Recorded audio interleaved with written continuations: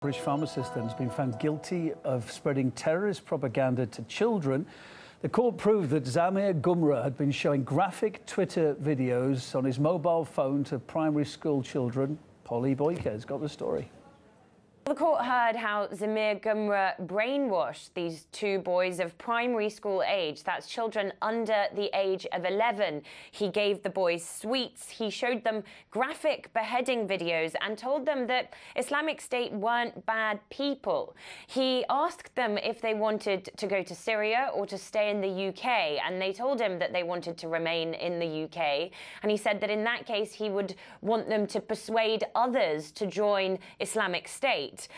This man was a pharmacist in Northamptonshire. That's a profession that's got you talking to a lot of people on a daily basis. And according to some media reports, he was even in the process of setting up a religious school. The reality is that there are many more just like him across the country. Jihadist propaganda gets more clicks in the UK than it does anywhere else in Europe. And unfortunately, there have been intelligence failures here in the country when it comes to stopping potentially dangerous individuals. For example, one of the London bridge attackers, Karam Butt, it turned out that he'd appeared in a TV documentary called The Jihadis Next Door. That was a year before he carried out that horrific attack in London Bridge. He was filmed in that documentary undercover, praying in the middle of London next to a black Islamic flag.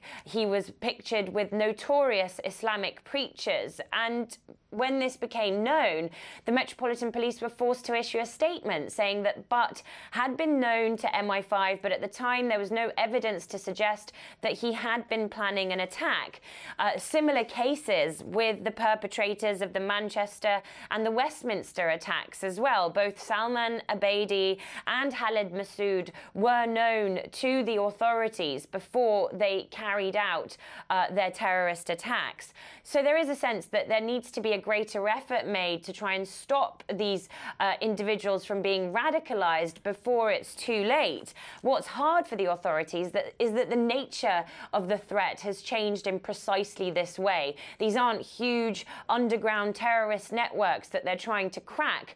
These are individuals like pharmacists, like underground workers who are spreading this ideology and hoping that somebody acts on it. Well, the investigation revealed that Gumrah had been posting tweets in which he expressed extreme Islamist views and endorsed ISIL soldiers back in 2014. He's just been sentenced to 6 years in jail then for what the judge called a determined effort to radicalise children and turn them into terrorists. Let's talk now to political commentator David Vance joining us on the line. Hi, David. Thanks for your time. This went on for some time. The judge said the targeting of children made this case particularly serious. It seemed that Judge Gregory Dickinson QC said this guy was making a determined effort to radicalise children. Why wasn't he brought to book sooner, I wonder? Well, I mean, that's a very good question. And then an equally good question would be, how come, having been convicted of seeking to radicalise children, primary school children, Kevin, in this way, he's been given 6 years? 6 years, maybe he'll be out in 3 years.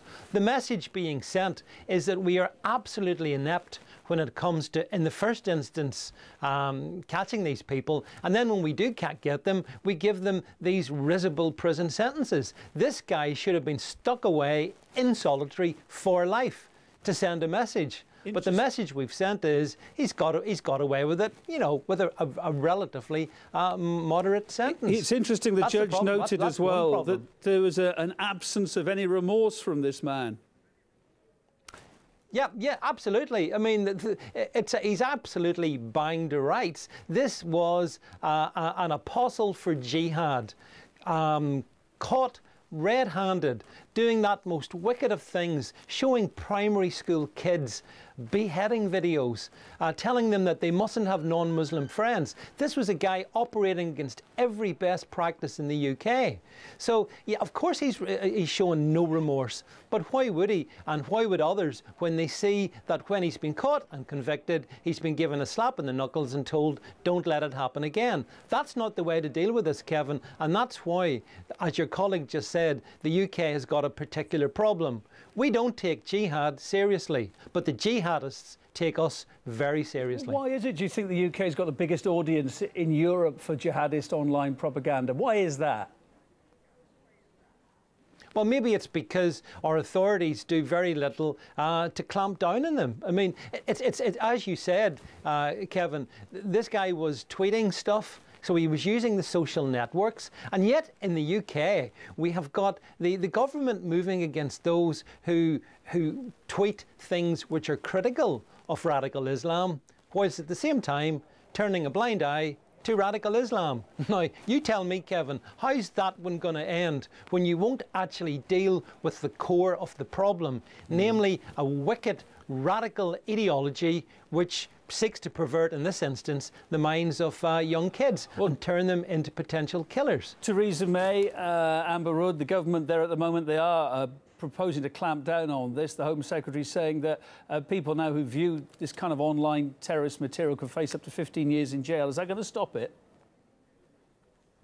No, absolutely not. I mean, in the first instance, yeah, well, that's 15 years and 6 years is quite a contrast. So this gentleman's got away with it very lightly. And in the second instance, I don't believe for one moment that this government is serious in giving serious sentences to those convicted of this. This is dancing around the edges stuff, Kevin. It's not tackling radical Islam. It's not sending the radicals the message that the UK will not tolerate them and their poison. And until we get really serious, much worse will happen. In Belfast this afternoon, political commentator David Vance, thanks for being live on the programme.